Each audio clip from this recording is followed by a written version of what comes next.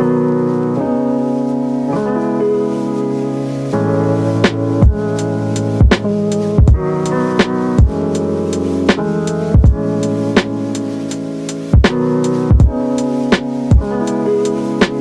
guys, how's it going? Welcome back to another video. My pal Mike Watt recently lent me an interesting keyboard to check out, and of course, I wanted to put it on this channel to review. If you haven't heard of Angry Meow, they're a company that create premium keyboards and earbuds, just to name a few. They're especially known for creating premium keyboards and unique keyboards like the Cyberboard Terminal and the adjustable Flex Alice. In this one, we're going to talk about the Compact Touch, initially known as the AM65less. Now, the Compact Touch comes in several versions, including inspirations from the Famicom and even the Tesla Cybertruck. This one I have here is called the Mech Love and is actually inspired by the Xbot 4000 from the Netflix series Love, Death, and Robots. This particular version of the Compact Touch currently retails for 550 Canadian dollars. Let's first start with the sound test, as I'm sure a lot of you came for that.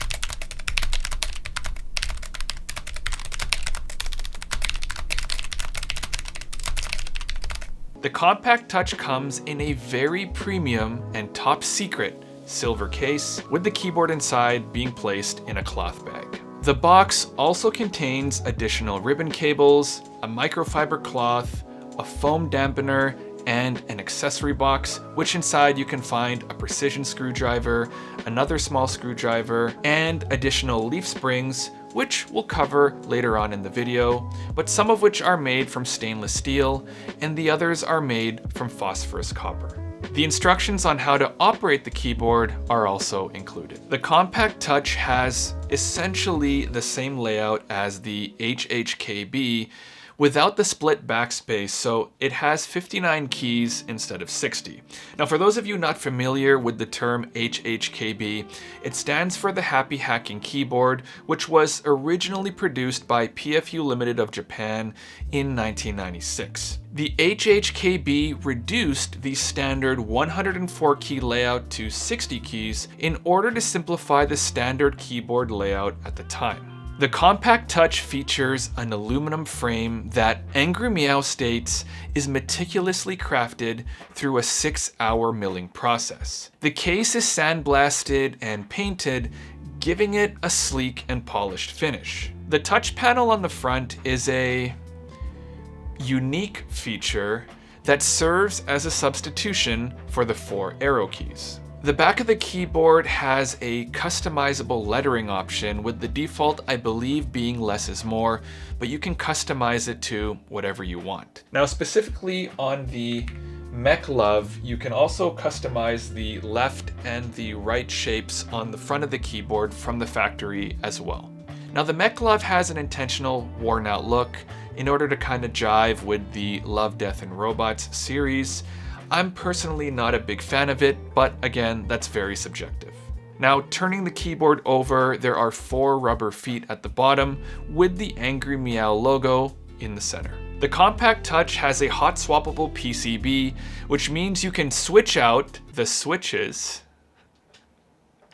later if you want to. The plate inside is made of an FR4 material, and both the PCB and the plate sit on top of 4 leaf springs, which essentially gives the keyboard some flex as you type on it. This is a loaner keyboard, so I didn't want to mess with it too much, but with the included leaf springs, you can essentially customize the typing experience and flexibility of the keyboard. The stainless steel leaf springs are stiffer, while the phosphorus copper leaf springs are more flexible. Included with the Compact Touch are Angry Meow's icy silver switches, which, when combined with the included Gatoron ink stabilizers, feel amazing to type on.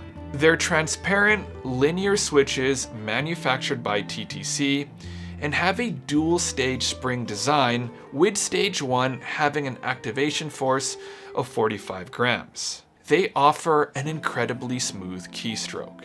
Covering the switches are Angry Meow's Glacier keycaps. Personally, I'm not a huge fan of transparent keycaps as they tend to show fingerprints quite easily. This is of course very subjective. However, the transparent nature of the keycaps really lets the RGB shine through. As I touched on, the Compact Touch has an adjustable leaf spring mounting system. What this means is that the PCB and the keyboard plate are both mounted on top of flexible metal strips called leaf springs. The leaf springs effectively form a springy foundation for both the PCB and the keyboard plate. The Compact Touch has what is called a two-stage leaf spring mounting system, which places an internal gear at 2 different points on the leaf spring in order to allow for a stiffer or a lighter flex. And as I mentioned, it also allows you to swap out the leaf springs for either the stainless steel material or the phosphorus copper material, effectively giving you 8 different customization options to have full control over the flex and typing experience on the keyboard. Now, there are different keyboard features on the Compact Touch. For example, you can press function and / to change the many different RGB styles of the keyboard. You can press function and swipe left and right on the touchpad to change the overall RGB brightness. And you can even press function P to check the battery life of the keyboard. Now, specifically on the Mech Love, you can also press function X to change the lighting underneath the 2 shapes at the front. Through Bluetooth, you can connect to up to 3 different devices. The keyboard is charged through USB-C at the back, and of course, you can also leave it plugged into your computer if you don't want to use the wireless capability. Now, Angry Meow provides their own software, which I believe is called the AM Master software, which effectively allows you to customize the keyboard further, like key bindings, etc. Personally, I couldn't get the software to work properly with my keyboard, so in the interest of time, I didn't want to waste a whole lot of it trying to debug this. I'm going to chalk it down to something wrong on my end, and based on other reviews, you shouldn't have any problems getting it to work with your keyboard, but I thought I'd point it out just in case. Now, personally, I'm kind of getting tired of having to use third-party software and leave it installed on my computer in order to control something like a keyboard.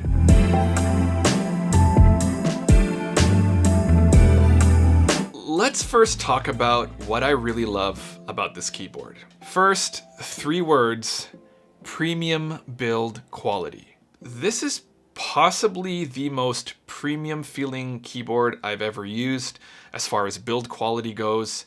It's just a beast and super sturdy. The aluminum case feels really nice and it sits firmly on your desk. The lettering at the back, which is customizable, is also a really nice touch. Now, the RGB lighting on this keyboard is some of the brightest I've ever seen. It possibly may be the brightest I've ever seen due to the Glacier keycaps. I'm not sure how much of that will show on camera, but it's incredibly bright. And I guess lastly and most importantly, the overall feeling of the icy silver switches, the typing experience itself feels really good. It feels great to type on these keys. And personally, I really love the sound of these. They kind of sound like 2 pool balls striking each other on a pool table.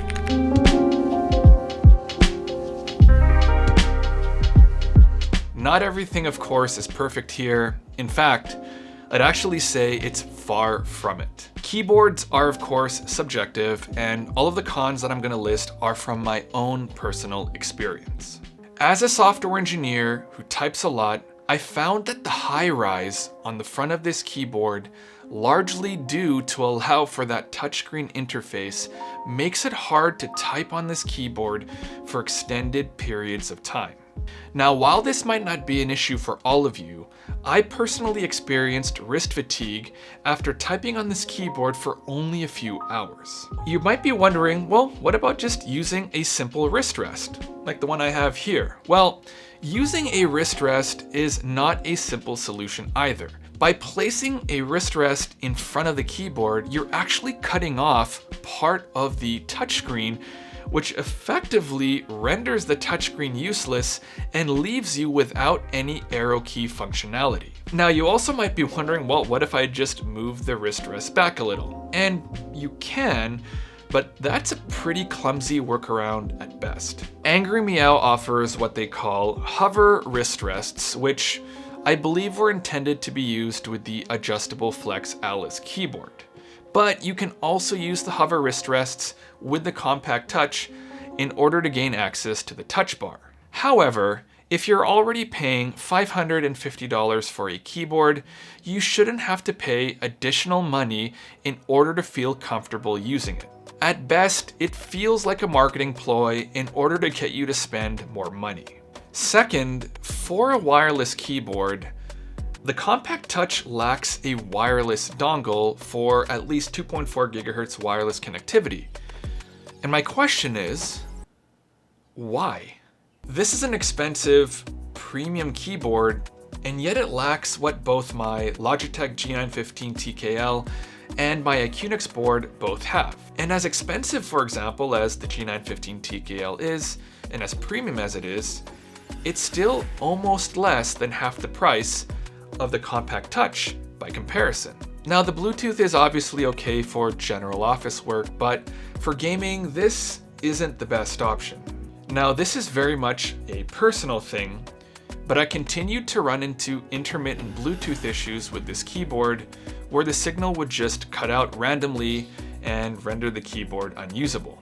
I didn't have this issue at all with my G915 TKL, my Keychron K2, or my Acunix boards, so I'm not quite sure what's up with this keyboard. It could have something to do with my setup, but I thought I'd mention it just in case. I did try using the different Bluetooth connections that the keyboard offers, but none of them made any difference.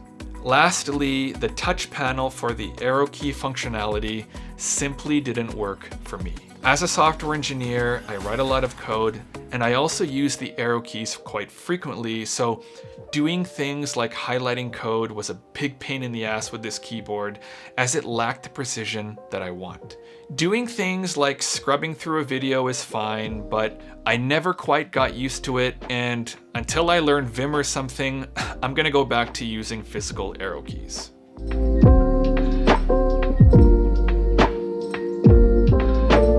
This is a bit of a tough one, as I really did enjoy the typing experience on this keyboard, and I really do like the icy silver switches that come stock on the compact touch. They feel excellent to type on, and I personally love the sound that they make. The adjustable spring leaf system is quite awesome, although personally, I prefer a keyboard that's stiff and doesn't have any flex at all. But it is a really cool, adjustable, customizable system if that's something that you really like. The build quality of the keyboard is fantastic, and it's one of the best, if not the best, keyboards as far as build quality goes that I've ever used. The RGB on this keyboard as well is fantastic. It's probably the brightest RGB that I've ever seen on a keyboard, so if RGB is something that you're really into, this could be an option for you. I'm guessing you'd be hard-pressed to find better RGB on other keyboards. Angry Meow is a company that tries to continuously innovate, and that's something that I can really appreciate. But the lack of ergonomics for me, the lack of a wireless dongle, and the touch panel interface in substitution for physical arrow keys will simply not have me returning to this keyboard. All of that tucked into that $550 price tag really makes this a hard sell for me. I almost feel like this is an art piece that prioritizes looks over functionality. If you're into RGB, you're really into Love, Death, and Robots, and you can look past all of the cons that at least I experienced while using this keyboard, by all means, go ahead and try it out. For everyone else, I'd honestly just steer clear of this one, given that there are so many other options out there to choose from. That's all I have for this one, guys. If you like this video, please hit the like button and please consider subscribing and hitting that bell icon. It really helps me out in growing this channel.